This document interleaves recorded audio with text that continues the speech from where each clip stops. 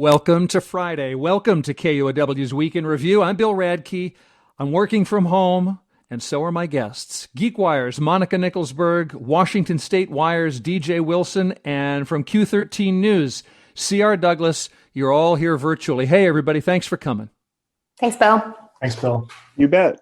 This is the first time in many, many weeks that we're not starting our review of the week's news with coronavirus. Remember when the Alaskan Way Viaduct came down and reshaped our traffic patterns for a while? Well, at least we knew that was coming. The West Seattle Bridge is comparable to the viaduct in how many cars it carries, and this week, the Seattle Transportation Director made a shocking declaration. You shall not pass! That was Sam Zimbabwe going Gandalf on us to say you shall not drive the West Seattle Bridge until at least 2022. Growing cracks have closed the bridge since late March, and now the city says engineers have to figure out if the thing can be fixed at all, or will it just have to be replaced, prompting King County Councilor Joe McDermott to say, quote, "The city of Seattle owes us all an explanation on how on earth it let this much deterioration to Seattle's most used arterial slip by and reach this point." And C.R. Douglas, this is kind of a bridge thing. It's not the first bridge we've seen this happen to. It is. That was my first reaction. I thought, well, another bridge goes. I mean, you remember that Mercer Island Bridge that sunk, the Hood Canal Bridge sunk, even the viaduct, not a bridge, but an elevated structure. I mean, bridges and elevated structures are typically the weakest link in a system. They are the ones that you got to watch. Yeah. What do we know about what happens next with the West Seattle Bridge based on our previous familiarity with bridge failure? Well, it seems like it was going to go and be there forever. I mean, its lifespan was supposed to be 75 years, which was 40 more years. What we know is that no one can drive on it.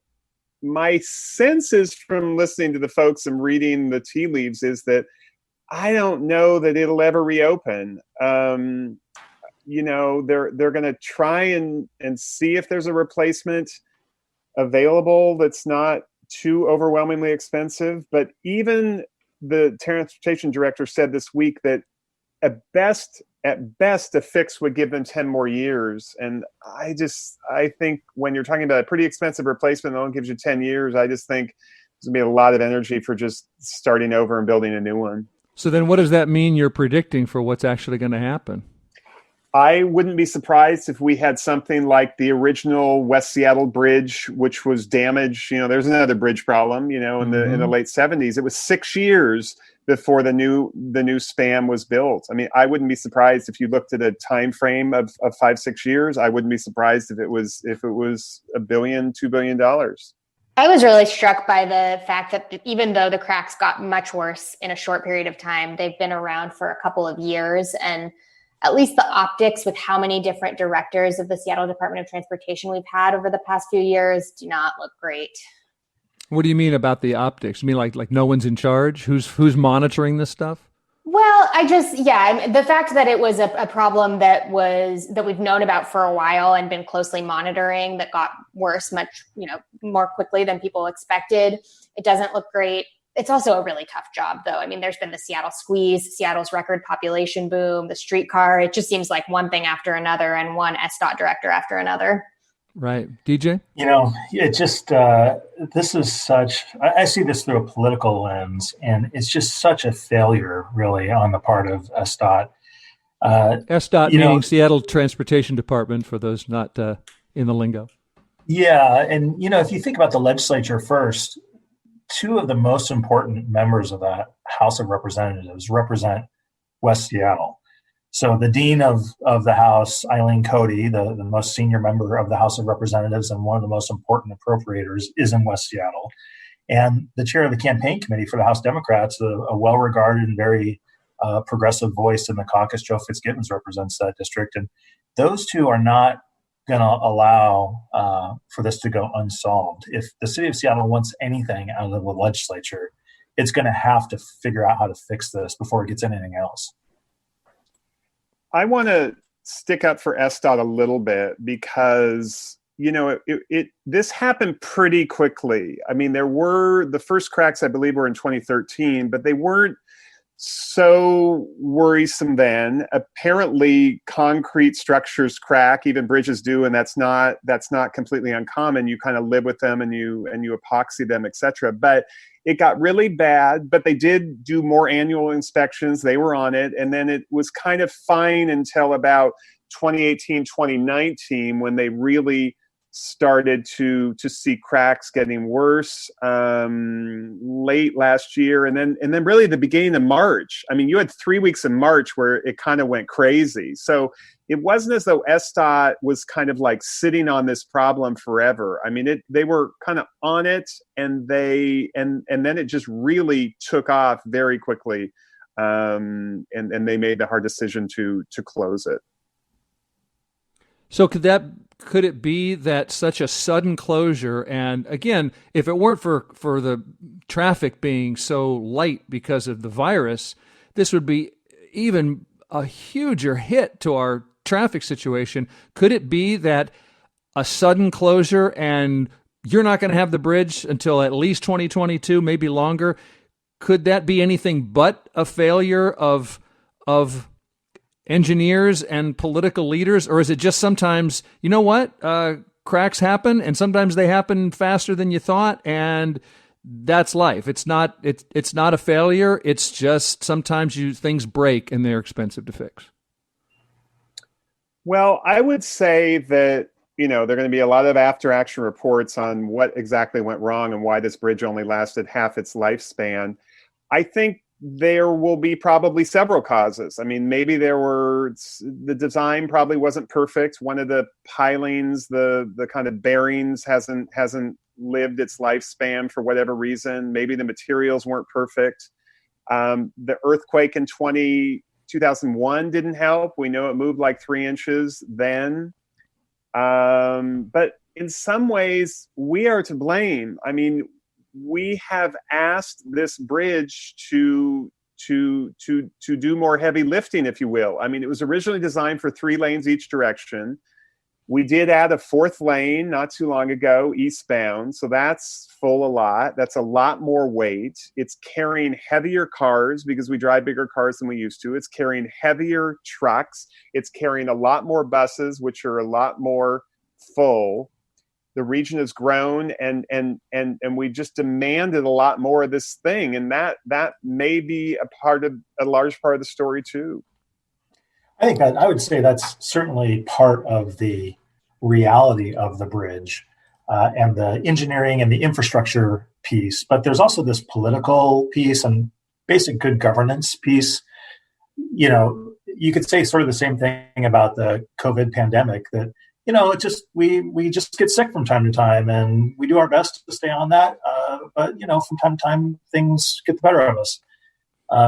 The political equation in COVID does not allow for a reasonable response on this public health. The political equation on transportation doesn't allow for a reasonable response on the failure of the West Seattle Bridge to surprise the population, to surprise, I think, West Seattle and really the geography of the entire region by just saying, oh, all of a sudden, starting this weekend, we're closing things down. That is just not an acceptable way to demonstrate good governance, I think. The virus underlying it also it makes it really tricky, because we've been saying, in some ways it would be so much worse if this happened when everything was up and running and there were commuters moving back and forth from West Seattle every day. But on the other hand, this community is going to be really hard hit by this. It's already a place with many restaurants that are struggling, restaurants that are destinations for folks from the city going over there, that combined with no longer having that traffic and the hit that the entire restaurant industry is facing due to the pandemic, it just seems like it's very hard to envision a future where they can come back. One final reaction before we move on is that West Seattle kind of always felt like an island anyway, which you could say that doesn't help, or that it sounds glib, or you could say, I don't know, maybe the people there are more used to feeling or behaving in a way of adapting to a sense of isolation. You know what I'm talking about? It's like West Seattle always felt far away and it's sort of inaccessible. Yes, CR? Well, there's always a sort of a brewing West Seattle secession movement, and just maybe give that a little energy. I don't know, but it's kind of like that is so like not possible ever, probably never was, but it's kind of like the analogy to the globalized world. I mean, we're so interconnected that West Seattle is so interconnected to the rest of the city that you can't secede. We talk about the hit that West Seattle will take, and that is real and that is huge. And they've taken one for the team, if you will, in the viaduct closure also. But this is going to affect the whole city. I mean, the project list of transportation improvements was huge and expensive going into this. This will immediately go to the top of the list. It's an emergency. And so, there'll be state and federal help, but I mean, the city's going to have to come up with a ton of money. And it just stands to reason that other projects around the city, I mean, the Magnolia Bridge comes to mind. I mean, things that were important will get bumped. They'll certainly get lowered on the schedule, and they won't happen as fast. So this is going to be felt throughout the city, because this will be a money suck and take away from a lot of other things. Okay, well, even if West Seattle doesn't secede, there's always the chance that California, Oregon, and Washington secede, break off from the nation. We'll talk about the Western States Pact as we continue on the Week in Review with Monica Nickelsburg, DJ Wilson, and C.R. Douglas. Stay tuned. Hey, I'm Patricia Murphy, host of Seattle Now. It's a news podcast from KUOW. And let me tell you, the news right now, overwhelming. We've all kind of been on our own to make our own decisions. Like, is it smart to go to Costco? Yeah. Should I pick up a gallon of milk? We can't tell you if you need more milk, but we can give you the context that will help you through the coronavirus shutdown. New episodes every weekday morning. Search for Seattle Now in any podcast app or visit KUOW.org/Seattle Now.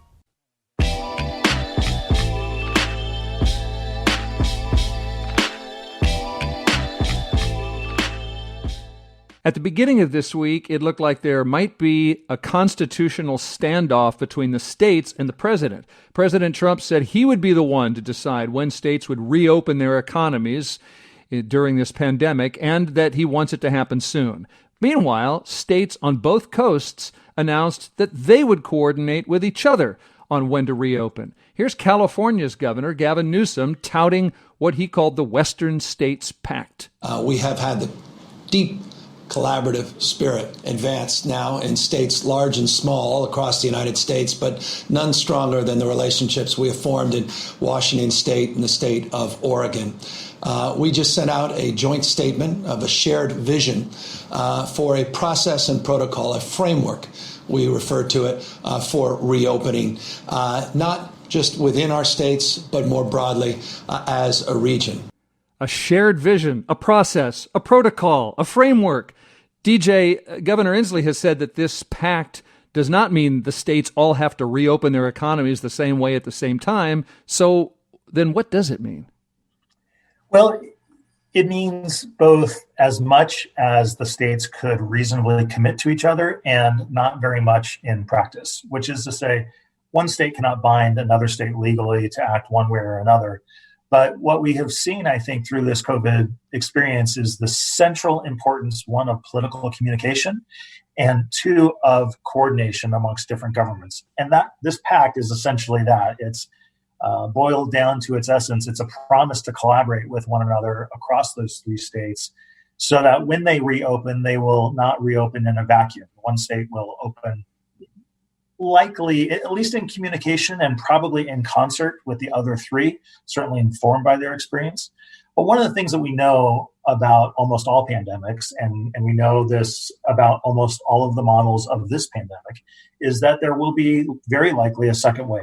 And that wave will likely come in the fall sometime, maybe at best at the end of fall, early winter.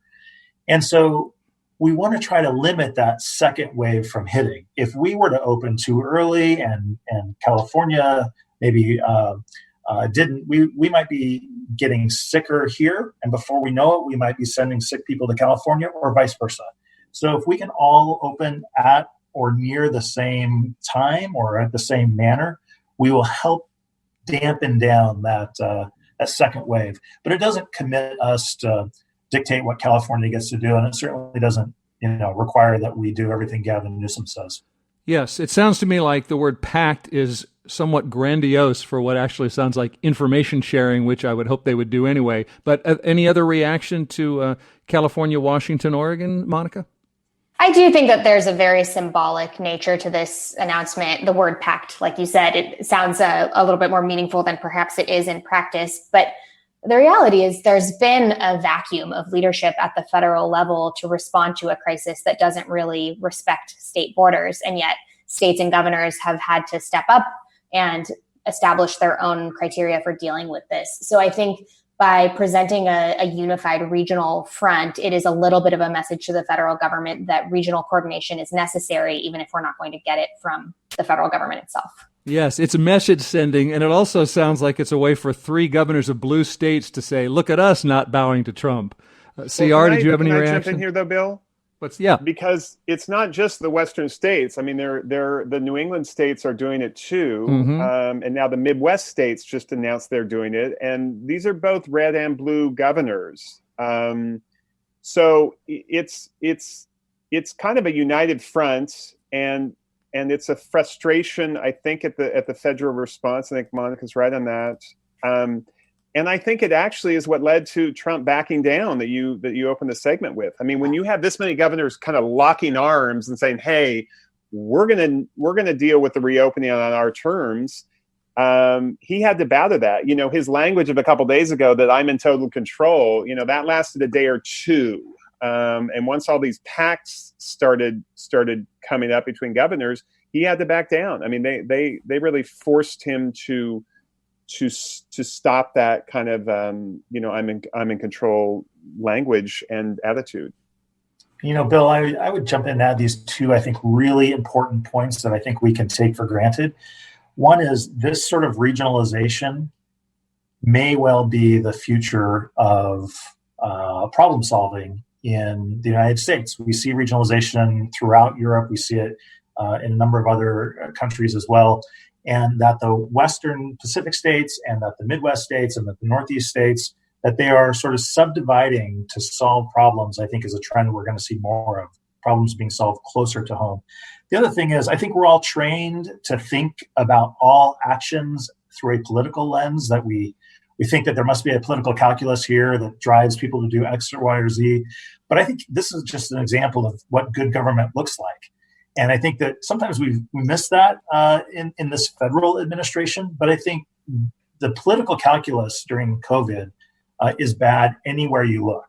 You cannot do anything and have a political win except for represent your values. And this, I think, is just an example of the various governors trying to figure out through collaboration how to solve really big problems. Here's Governor Inslee yesterday telling us about President Trump, as you said, and as he often does, backing off his "I get to make the call" bluster. He will not be interfering with our Stay Home, Stay Healthy initiative. He has decided to follow the Constitution, which is always a good thing, to make sure that we could make our decisions for what is best for Washington here in Washington. And what is best for Washington, Inslee said, is to keep the business closures and the bans on large gatherings in place until infections start falling, not just rising more slowly, but actually falling, until we have more robust COVID-19 testing. The state is testing 4,000 people a day, and he said that's not enough. And until we have robust contact tracing, which is where you find the people who may have been exposed to the virus and restrict their movements. So status quo on the Washington state closures and restrictions and economic pain. Any reaction to all of that? I think the pain is becoming the central story, the economic pain. And, in the last 4 weeks, we've had 620,000 Washingtonians file initial jobless claims. If you add the existing unemployment rate on top of those 600,000, that's 20% of Washington's workforce has been unemployed in the last month. As a nation, we've lost all of the jobs that we created from the bottom of the 2008 recession. So all of the job recovery during that Great Recession has been wiped out in a matter of 4 weeks. So I am starting to liken this to what it must have been like for dinosaurs during the extinction event. I'm starting to think of this as an extinction event, which is to say, we've all felt the earthquake. It happened a long ways away. We're starting to see the dust clouds form on the horizon. They're starting to come this direction. But really all we can do is just go about our daily lives, do the best we can. The clouds keep coming. They keep coming. Pretty soon it gets darker, it gets colder. And in the analogy, 90% of the biology in the dinosaurs' time was under stress. This is not a statement about our biology today, but all the economy is under stress. When you have 20% job loss and or unemployment, people who have been unemployed in the last 4 weeks, in such a short period of time, when you have small businesses really going under quickly and large businesses like hospitals, it was a big deal. In the last recession, healthcare wasn't really touched. It became one of the most important parts of the economy in 48 states. It's the most important, healthcare is the most important part of the economy in 48 states. And now it's the third largest area of job loss. Just across the board, industries that we thought were protected are in a place of great stress. And as we get into this deeper, as we start to see governments reconcile really deep fiscal cliffs that they're running over, as we see construction lag, we're seeing the credit markets start to seize up. The largest U.S. home mortgage lender in the country, Wells Fargo, said that they will no longer do mortgages over $250,000, which means they've effectively left all of urban America. These are the signs that show it's going to get much, much worse. Okay, that makes me feel like a depressed brontosaurus. Do you, Monica and CR, do you have the same picture in mind? Well, I think that the biggest unknown is what happens on the other side of this. It certainly feels very, very bleak right now. What we don't have a good grasp of is how quickly the economy can recover. There's certainly some industries that it seems like will not recover quickly at all, like the restaurant industry, as I mentioned earlier. But there are others that seem a little bit more resilient. Certainly the technology industry has weathered a number of busts and come back. So I think we are in a stronger position than some communities here in Seattle with a pretty diversified economy, but this is not going to be a picnic for anyone. I'm not as worried about this being an extinction event, maybe quite as much as DJ.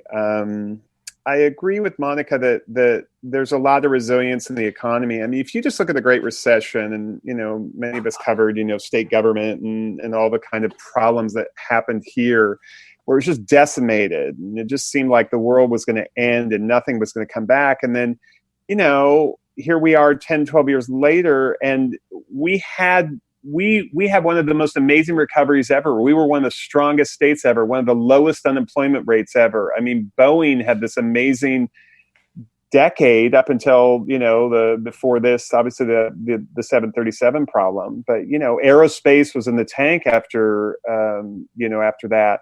Microsoft had this amazing decade after having kind of had a sleepy, decade from 2000 to 2010. And then the biggest story of all, economically and business-wise, is the Amazon miracle of the last 10 years here. So we're going to take a hit, no doubt. Some industries are not going to do well, but I guess I'm more optimistic that we will come out of this and we will be strong and maybe even stronger down the line.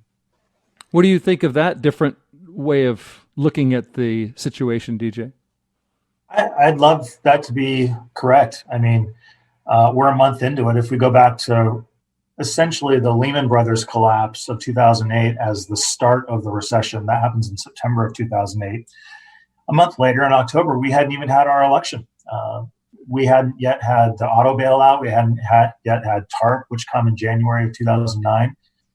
We don't yet have the start of healthcare reform, which begins in April of 2009. We then have the Tea Party creation in the summer of 2009. Healthcare reform passes in March of 10. We have the Tea Party election in 2010. And we're not really we had by the time we get to the election in 2010, we've stabilized the economy, but we are not back to where we were prior to 2008. In fact, we're still very much in the Gulf. So to use that metaphor, we're really in October of 2008. We're 1 month into this. And the other really important thing, CR mentioned state government, and we're going to cover this at the wire. Because of that date, because the Lehman Brothers event happened in September 2008, and the Bush administration was really on the collapse, and they were able to hand off to the Obama administration. That TARP bailout, the auto bailout, and the stimulus package sent, my recollection is about $3.5 billion to the Washington state budget. It was a mass transfer of federal dollars to the state budget, and the state budget at the time was about $44 billion enterprise. Now we're up to like $55 billion, and there's no clear line of sight about the federal government sending $3, $4, $5 billion to states to stem this tide. So not only will we probably have to wait for federal dollars to come in the next administration, 8 months away at best, it's going to be so much later than what we experienced in 2008. So the stimulus dollars that are coming out of Congress, those are meaningful. Those are the relief dollars, rather. They're meaningful, they're helpful. But we have not started really talking about how to support states, which fund the safety net, or cities where a lot of jobs are supported, infrastructure supported. So we're just such a long ways from getting there, I think. I would just say a couple things. I mean, I guess my take is a little bit different because I think there probably will be more rounds of federal assistance, and certainly states have been clamoring to have that kind of package like there was, during the recession, and maybe it won't be as big, but there'll be something more than there is now for states going forward. I don't think you've seen the end of federal help. And then the other thing I would just say is that, there's a different flavor to this than the downturn in 2008 and 2009, which is that, demand just fell off a cliff. I mean, right now, everyone wants to work. Companies want to hire people. Companies want to get going. Like, everyone's like itching to get this back. And that wasn't the case in the recession. I mean, companies just were in no mood to hire anyone. So the demand side of this is going to get back in working order as quick as it can. I mean, they're just bursting at the seams to get back. I mean, look at Boeing. One good thing, Boeing announced this just yesterday that they're going to resume production on all their commercial airline fleet, including the 737 MAX. So we're already seeing some recovery. I don't want to underestimate the hurt, but I guess I don't feel like it's going to be as prolonged as 2008, 2009. Okay, we'll see about that. Monica, meanwhile, the local governments, state governments, all governments are looking at huge budget holes. And in Seattle, city councilors Tammy Morales and Shama Sawant were talking about a way to raise some money. So our proposal addresses some of these issues by aiding 100,000 Seattle households with a $500 a month check for 4 months. And we will do this by modifying the previous progressive revenue proposal we had talked about, but still taxing only the largest percent of big businesses in Seattle. Monica, do you think calling this an Amazon tax and seeing that Amazon is one of the few businesses that's actually thriving right now will lead to an appetite to pass what is really a much bigger tax than Seattle was considering a year or two ago? It is really hard to predict this one because there's a case that can be made from any perspective, from any vantage point. Obviously, the business community is very concerned about this and says this is the last possible time when it would make sense to implement a tax like this. And it wouldn't just apply to Amazon. It's important to note that. It's right. Based on the annual payroll expense. So even companies like tech startups that are smaller but pay high salaries would likely be affected. So I can understand definitely the feeling that, this is going to hit businesses that are already struggling with the economic issues that we're facing right now even harder. But the city does need money. Government budgets are going to be totally decimated, not to mention where are they going to find at least $30 million to replace the West Seattle Bridge? I get that argument too. But I think that there's so much exhaustion still from the head tax a couple years ago. And it's not like everyone has a lot of extra energy right now to expend on something like this. So I'm skeptical that it'll get through. Any more Amazon thoughts? For now, we're going to talk about a little more about what Amazon is facing in a moment. But on the subject of the tax? Go ahead. Okay. If it were just to apply to Amazon, I almost think that you could make a stronger case because their stock reached a record high this week while all of these other companies are doing layoffs. And, Amazon is spending a lot of money in response to the crisis, but they're also generating a ton of revenue from folks who are stuck at home, who are ordering stuff online. So I can see the argument that they are doing well while everyone else is not doing well and we should tax them. It's just that that's not really the structure of this particular tax. Right. It's not. It's the Amazon plus. It's not an Amazon tax, but maybe that plays better, sells better now than it did earlier. Yes, CR would get caught in this, if you will. I agree with Monica that this is tough to sort of predict, but I will go out on a limb and say I think this has a better than even chance. Obviously, it crashed and burned 2 years ago, but things have changed a lot since that head tax was defeated. First of all, the need is greater, and as we've all sort of said that budgets are going to be super tight after this coronavirus really hits. The second thing I would point to is the council has dramatically shifted since 2 years ago, especially last fall's election. I mean, the progressives have a 6-7 vote block. I mean, they have a veto, majority override a mayor's veto if it would come to that. And I think thirdly, really, Amazon doesn't have the clout it used to. Ironically, I mean, 2 years ago they threatened to push back with a referendum that head tax. So the council within a week, reversed itself. But look at Amazon. I don't think can pull that again. I mean, look at what they tried to do in last year's elections and how much that backfired. And public support for some kind of business tax is now definitely in majority land. And I don't know. In fact, I can almost bet you it won't be $500 million a year that these council members are talking about, but it could be 50, 100. I mean, I see a path there that looked unlikely 2 years ago, but does exist. Amazon also quite literally couldn't do the same thing they did last time because this particular tax is referendum proof. So when the head tax passed, Amazon and others in the business community pledged to fund a campaign that would take it to the voters in November. And because this legislation would be pushed through under an emergency, the coronavirus, it would be impossible to have a referendum. So the voters would never be able to reject this. Okay, we're going to continue with Amazon and asparagus and arugula and what's another A? It's too early for apples. Markets, all kind of tech markets and farmers markets when we return to the Week in Review with Monica Nickelsburg, DJ Wilson, and C.R. Douglas.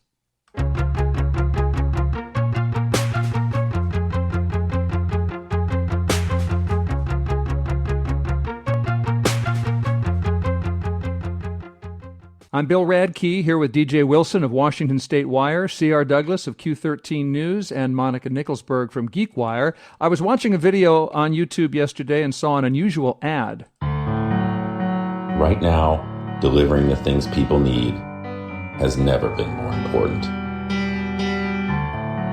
To all of our Amazon retail heroes, on the floor, in the air, and behind the wheel, we want to thank you. We'll continue to do everything we can to keep you healthy, safe, and protected. The work you are doing means everything right now. Thank you. Monica, why does Amazon want the rest of us to watch it thank its employees? Because Amazon is under a lot of scrutiny right now because of a growing number of COVID-19 cases at its warehouses across the country. And the company is just really fielding pressure on all sides because they're also inundated, like I said, with thousands of orders to the extent that they're actually trying to pull back on advertising and kind of pump the brakes on new business, which is very, very unlike them. So it's really an unprecedented challenge that they face. Is that just altruism and safety that they're giving up money, they're pumping the brakes, or is there some kind of other motive that I don't see? It's because they can't keep up. I don't think it's altruism. I think it's because they are just overwhelmed. Okay. It's a good time to try to slow things down. Yes, DJ? Well, I think these are nice messages. I think they're honorable messages to herald employees during these times when, this is a scary time to be out interacting with people, and delivery folks are doing that job. The problem Amazon has is that sort of like graciousness and gratitude of honoring employees flies right in the face of kind of the reputation they have, both as a very bottom line centric, scale at any cost organization, and just the firing people that disagree with climate change positions and not being terribly flexible for frontline warehouse workers. So, when a company tries to put a message like this forward, you are at real risk, I think, if it appears to be contrary to your nature. And this one feels a little bit like it's kind of spending money to spin us when, I'd really like to believe they just are trying to be nice and say thanks to their staff. Well, in France, the government Amazon suspended operations in France after a court there ruled that it had to stop non-essential deliveries. Could that happen in this country? I don't see that happening because it's very hard to define essential. I think it's unlikely that Amazon would be forced to shut down altogether. Now, they did for a few weeks stop accepting shipments of items they deemed non-essential into their warehouses so they could restock on medical supplies and household goods. But this company is so integral to so many people's lives, particularly in this country, that I think that there would be a lot of frustration among Americans if they were told they had to stay home and they couldn't order anything on Amazon. Right. But go ahead, Sierra. Well, I'll just say, Amazon is cushioning a lot of the blow here. I mean, they sort of are providing this indirect unemployment benefit because they are hiring up a bunch of people that are being laid off from other industries. I mean, they hired 100,000 people, 2 weeks ago, and then they opened 75,000 more positions to hire. And they say to all these folks in these laid off industries, hey, come work with us for 2 months, 3 months until your job is back online. I mean, it's providing a pretty important service for the country. Actually, that point should be bold and underscored. 175,000 new jobs during this time. That's really amazing.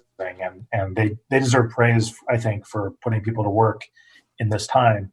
I want to go back to your mention about the French Supreme Court, Bill, because I think that is a very useful prism for us to think about what we're going through. Because on the one hand, we would say, no, we're never going to see a Supreme Court case that would do something like that. And I don't think that we will.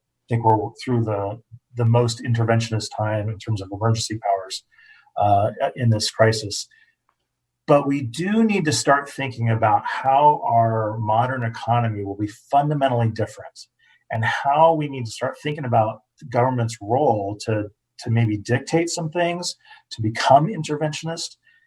Whatever normal looks like, we're not going back to that.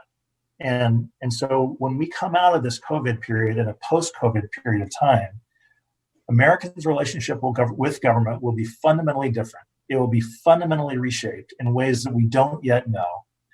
But there are folks thinking about this, and they're trying to figure out what the next safety net looks like, and they're trying to figure out what the next social contract looks like. We have an intergenerational, this is a little bit of political philosophy stuff here, but we have this intergenerational contract playing out where young people are sacrificing their economic futures so that senior citizens can stay with us. How does that significant sacrifice by young and working age folks to support primarily older citizens, how does that rewrite our social contract between generations? Does it lead to things like higher education for all? Does it lead to things like Medicare for all? We've had just enormous engagement by the federal government in small businesses. State and city governments haven't yet fully engaged in this, but we're looking at a full rewrite of our social contract in America, I think. Mm-hmm. Monica, and final thoughts on Amazon.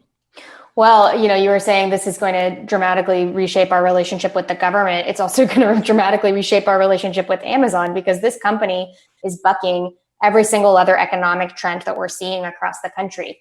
Most companies are doing layoffs. They're hiring 170,000 people, which, by the way, brings their footprint to close to 1 million employees around the world. Their stock price is surging. They're making a lot of money. And all of this is happening while brick and mortar retail is completely collapsing. So I think there's a very strong argument to be made that we will come out of this with an even more dominant Amazon. And that's kind of a different world. Okay, let's go from technological modern platforms and collapsing brick and mortar to something that almost sounds quaint right now. In Seattle, in Ballard and the U District, farmers markets are reopening this weekend with some changes. You can expect a much smaller market. We are piloting to have limited vendors and a lot more staff so that we make sure this goes really well. Jennifer Antos of the Neighborhood Farmers Market Alliance saying limited vendors, more staff, and they're asking these shoppers, farmers market shoppers, to sign an oath to follow their safety rules. Monica, does everyone agree it's time for farmers markets to come back? I don't believe everyone agrees with that. No, I think some people are concerned because they're picturing these bustling, crowded, dog-filled scenes that the farmers market on Saturday and Sunday typically are. But when you drill into the safety measures that these markets are being required to comply with in order to reopen, they're actually more stringent than anything I've seen at a grocery store. And it's a time when we really do need to be supporting our local food economies. So I think that it makes sense. Any other reaction to the arugula and the asparagus, CR? Yeah, I think it's a great thing. It's a great experiment at the very least. I mean, food is essential. Grocery stores obviously have been opened, but farmers market have been not deemed essential. And this is a way to kind of move them into that category. We need to do these kinds of experiments to see what will and won't work in this new age. I mean, we talk about this shopper's oath, and they're going to figure out a way that you're going to shop without touching the produce, and they won't be using reusable, containers, and I think they're going to only take digital payments, and I mean, no sampling either. No sampling. Kind of stuff that we're going to need to try and experiment with to slowly reopen in phases. So I'm excited to see how this works. It's kind of a one-time thing to see if it works. Everyone's watching it, the city, the Department of Health, and if it works, I think it'll be a model for other things that can be reopened. 10 feet between vendors, hand sanitizer, hand washing stations, no sampling, no ready-to-eat food, no reusable containers. I think one of the things Senator Cantwell used to say when she was first running for the Senate in 2000 against then Senator Slade Gorton, back then in those quaint days, she was talking about tech standardization, and she would say, Kansas is not going to figure this out. Washington State needs to figure this sort of thing out for the country, meaning Microsoft and Real Networks and other folks. I'm reminded of that here because New York, Kansas, Texas, they're not going to figure out how to safely come back to a new normal faster than Seattle is. Seattle is on the front line of this stuff. So while Texas, they're going to try to hustle straight back to what they used to think of as normal, is probably going to lead to significant catalyzing of outbreaks. And New York is, of course, dealing with a horrific outbreak, and they're going to be mired in that for some time. I think the country rightfully can look to us and ask, how do we get through this smartly and safely? Seattle, how do we return to normal? And I think this is just kind of a cool experiment, as CR says, where we can kind of show the country what easing back into it safely looks like. And I think farmers are the ones to do that. I mean, you might not think about it this way, but they're incredibly creative problem solvers who, even before the farmers markets reopened, many of them immediately pivoted their businesses to be online delivery services direct to consumers. And this is an unprecedented challenge, but they face storms and recessions and tight margins and unprecedented challenges all the time. So that's been, I think I wrote a story about this on GeekWire this week, and it's been one of the more inspiring things that I've had the chance to report on in the past few weeks, because local food systems are very, very resilient. They just need to be able to connect with their customers and get their foods in front of them. Yeah, there was already a support for, a support your local farmer movement. That probably comes into clearer focus when we're thinking about our not going into grocery stores and wondering about our national, international food supply chains. You can go to Ballard this weekend. You can go to the U District. Yeah, absolutely. Okay, well, that's a reason to smile.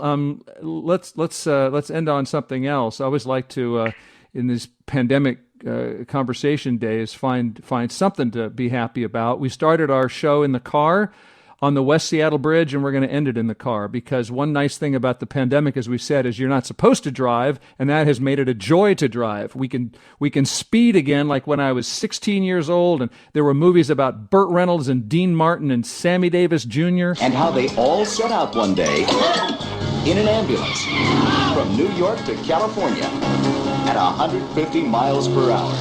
California, here we come! But they aren't the only ones, because this is the Cannonball Run, America's illegal Grand Prix.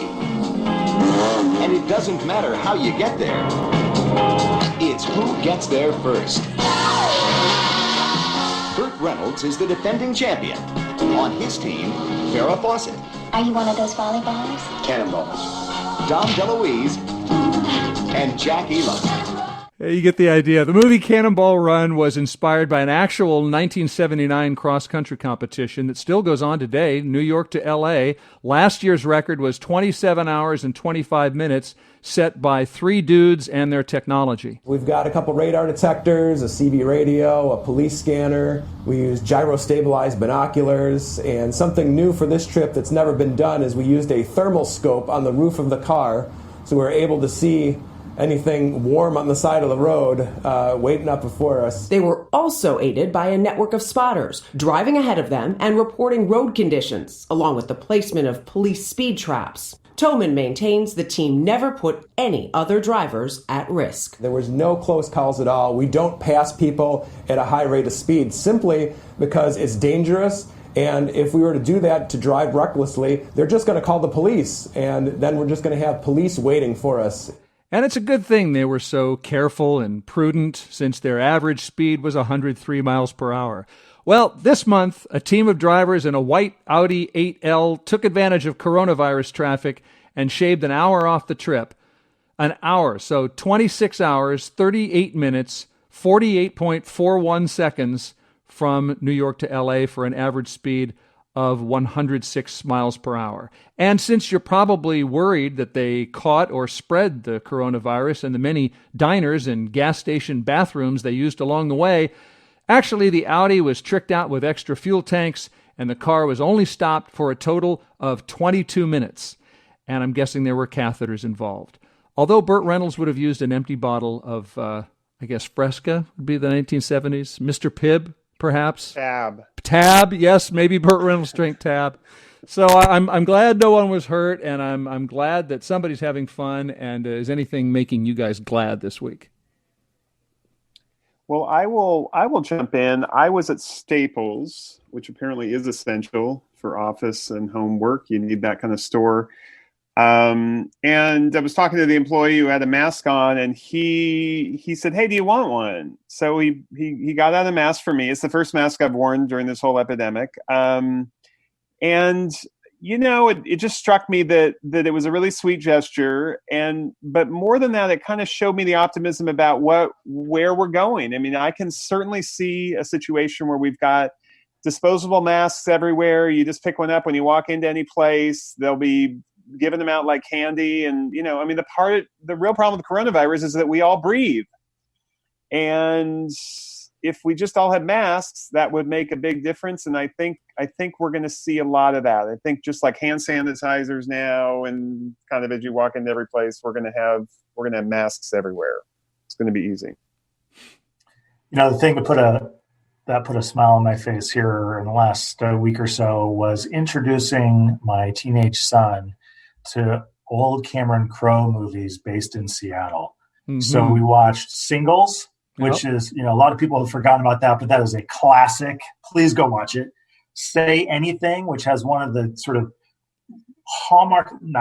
landmark moments of like late 80s, late 80s film, holding the boombox over his head. And the whole generation of folks don't know what boombox is, but these are great sort of films to watch with your families, to reintroduce them to these sort of films of the 80s and 90s, but also to this time of Seattle that is lost. Like, that period is long gone. Except the traffic, which is briefly back. Monica, we have about a minute left. What about you? You look like you're smiling on my laptop. I'm smiling because I'm looking out at my garden. That's the thing that's been making me smile, is just the rise of these quarantine hobbies. Gardening is one of them. Baking bread is another. And I'm in one of those neighborhood buy nothing groups on Facebook where you just kind of give stuff away for free and typically leave it out on your porch so there's no contact.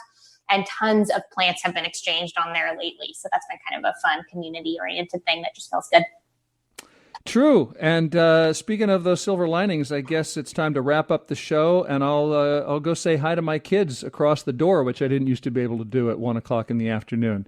That is the show today. The Week in Review. Monica Nickelsburg is joining us from GeekWire. DJ Wilson from Washington State Wire. C.R. Douglas from Q13 News. The show is produced by Sarah Leibovitz.